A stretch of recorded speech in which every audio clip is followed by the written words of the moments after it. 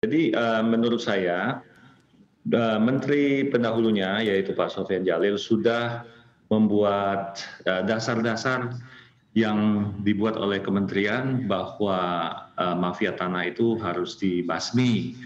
Nah, dasar-dasar ini menurut saya sudah dibuat cukup baik. Kita waktu itu juga sudah merasakan bahwa banyak sekali di tempat-tempat yang banyak mafia tanahnya itu sudah mulai diberantas karena juga dari kementerian sudah bekerja sama dengan kepolisian, sudah bekerja sama dengan kejaksaan dan lain-lain pihak yang dibutuhkan untuk dalam rangka membasmi mafia tanah. Nah, menurut saya Presiden mempunyai pertimbangan bahwa setelah membuat dasar-dasar tersebut, kemudian dibutuhkanlah skill yang berbeda atau kompetensi yang berbeda agar bisa mempercepat begitu. Makanya mungkin dengan demikian dari menterinya sendiri diubah kepada Pak Hadi yang mungkin mempunyai skill yang dibutuhkan untuk tahap keduanya begitu. Itu yang saya lihat.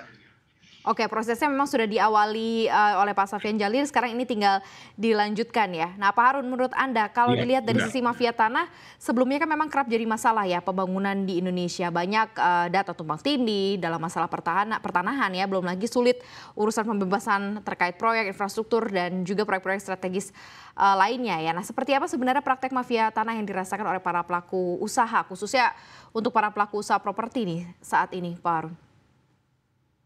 Ya memang masalah pertanahan itu kan sangat kompleks dan sudah beratus-ratus tahun mungkin ya. Ini masalah tanah itu menjadi sesuatu yang masalah yang itu tanah adalah sesuatu harta yang bisa diagunkan dan menjadi harta yang sangat berarti bagi siapapun yang memiliki tanah.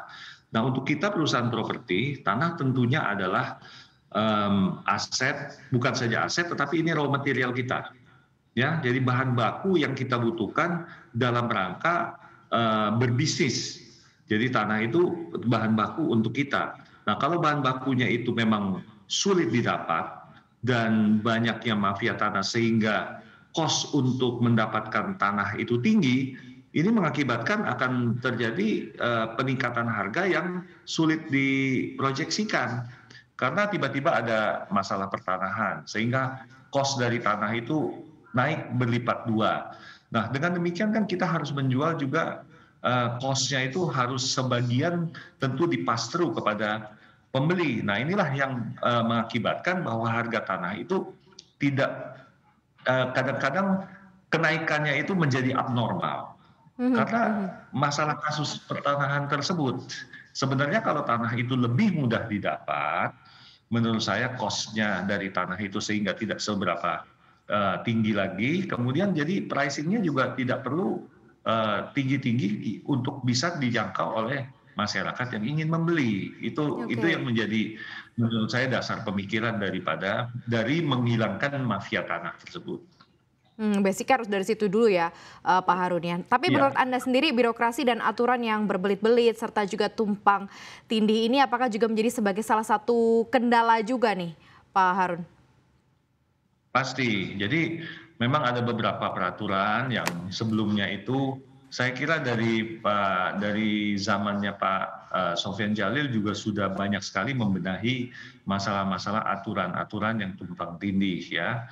Itu dari pemetaan pun saya kira sudah sangat baik sekarang ini, sudah digital mapping ya, kemudian juga pensertifikatan juga sudah berjalan sangat banyak kepada masyarakat, sehingga dengan adanya sertifikat kepastian hukum sudah lebih ada, sehingga mereka tidak perlu lagi tanahnya bisa direbut atau disengketakan oleh pihak-pihak yang tidak bertanggung jawab, dalam hal ini tentunya berhubungan dengan mafia tanah. Ya, jadi dengan pensertifikatan massal yang dilakukan, program yang dilakukan oleh Pak Sofyan Djalil itu menurut saya bagus sekali karena banyak Mhm, sekali mhm. masyarakat sekarang memiliki harta yang pasti. Dulu itu memiliki harta yang tidak pasti karena belum ada Oke. sertifikat, gitu. Mhm.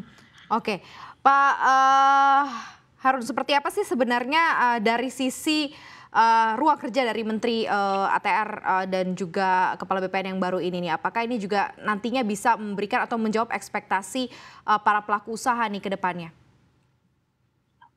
Oh, kita sih sangat berharap tentunya, ya karena biar bagaimanapun kan em, mafia tanah itu menjadi kendala yang besar bagi kami pengusaha di bidang properti. Tentu kita sangat berharap Pak Hadi bisa menyelesaikan tahap berikutnya ini dengan cepat dan bisa membasmi mafia tanah tersebut sehingga kita tidak lagi kerepotan dengan masalah-masalah sengketa, masalah-masalah legal dari pertanahan. Kepastiannya lebih ada sehingga kita juga bisa berusaha lebih merasa aman begitu.